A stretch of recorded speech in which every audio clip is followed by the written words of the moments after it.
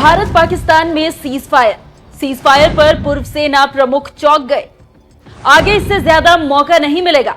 भारत ने जीत का सुनहरा अवसर खो दिया।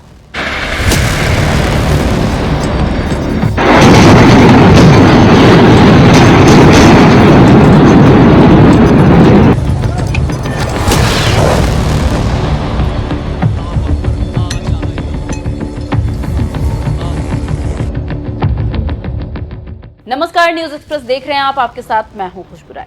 अमेरिका ने सीज फायर का ऐलान किया और भारत में भूचाल आ गया, क्योंकि जिस जीत को लेकर देश गदगद था, उस जीत को मोदी सरकार ने अपने एक फैसले से हार में बदल दिया और देश की 140 करोड़ की जनता को निराश कर दिया।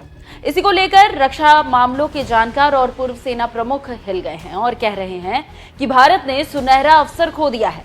कांग्रेस की तरफ से बयान जारी करते हुए संसद सत्र बुलाने की मांग की गई। इसी को लेकर पूर्व थल सेना अध्यक्ष मनोज एम नरवणे ने अपनी बात एक्स हैंडल पर रखी और जो कहा वो देश की जनता के दिल की बात थी। सोशल मीडिया एक्स पर नरवणे ने पोस्ट करते हुए लिखा कि जमीन, समंदर और हवाई सैन्य अभियानों का बंद होना एक बहुत ही स्वागत योग्य घटनाक्रम है। हालांकि हमें स्थायी दीर्घकालिक समाधान तक पहुंचने के लिए अन्य मोर्चों पर दबाव बनाए रखना चाहिए। हम घटना आधारित प्रतिक्रिया नहीं कर सकते और आतंकी हमलों में जान नहीं गंवा सकते। ये तीसरा हमला है, भविष्य में कोई और मौका नहीं मिलेगा। तो आप समझ सकते हैं कि कैसे पूर्व सेना अध्यक्ष दुखी है और कह रहे हैं कि भारत सरकार का सीज फायर करना खतरनाक है, क्योंकि इससे अच्छा अवसर नहीं मिलेगा, क्योंकि अब अवसर कब आएगा किसी को नहीं पता। शानदार अवसर था, भुना लेना चाहिए था, लेकिन पता नहीं किस दबाव में या किस विश्लेषण के नजरिए से भारत पीछे हट गया। इससे समझा जा सकता है कि कैसे मोदी सरकार के फैसले की आलोचना हो रही है। और हम वेद प्रकाश की अब बात करेंगे, जिन्होंने सरकार की कड़ी आलोचना की और फैसले को हास्यास्पद बताया। War is not romantic, it is not your Bollywood movie,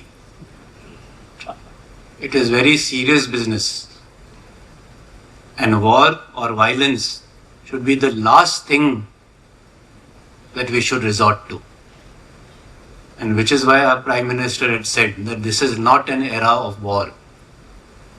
Although wars will be forced upon us by unwise people, but war should not be what you cheer for. Again, people are asking that why did we not go for all-out war? But as a military man, if ordered, I will go to war, but that will not be my first choice. My first choice will always be diplomacy. How to settle differences through dialogue and not let it reach the stage of armed conflict. We are all equal stakeholders in this very important thing called national security. And secondly, we should try to resolve all our differences through dialogue, not only between countries, but even amongst the differences that we have amongst ourselves, whether it is within the family or between states, between regions, between communities. Violence is not the answer. पूर्व सेना अध्यक्ष general Naravane को सुन लिया आपने। अब हम आपको बताते हैं कारगिल युद्ध के समय सेना अध्यक्ष रहे वीपी मलिक की सीज फायर या भारत पाकिस्तान युद्ध पर क्या राय है। इस युद्ध को लेकर और सीज फायर को लेकर मलिक ने कहा कि युद्ध विराम 10 मई 2025 हमने भारत के भविष्य के इतिहास को यह पूछने के लिए छोड़ दिया कि 22 अप्रैल को पहलगाम में पाकिस्तानी भीषण आतंकी हमले के बाद उसकी कार्रवाइयों से क्या राजनीतिक लाभ, यदि कोई हो, हासिल हुआ। तो आप समझ सकते हैं कि कैसे दो जनरल ने अपनी अपनी राय रखी है और क्यों। वैसे इस पूरे घटनाक्रम पर भारत सरकार का रवैया काफी अनप्रेडिक्टेबल रहा है, क्योंकि देश की 140 करोड़ की जनता को भरोसा था कि इस बार पाकिस्तान सबक सीख लेगा, लेकिन जो पूर्ववर्ती सरकार ने किया उससे मोदी सरकार ने सबक नहीं लिया। और जिस सीज फायर को बीजेपी और बीजेपी के नेता हर मंच से आलोचना करते थे, वो अब क्या कांग्रेस को जवाब देंगे।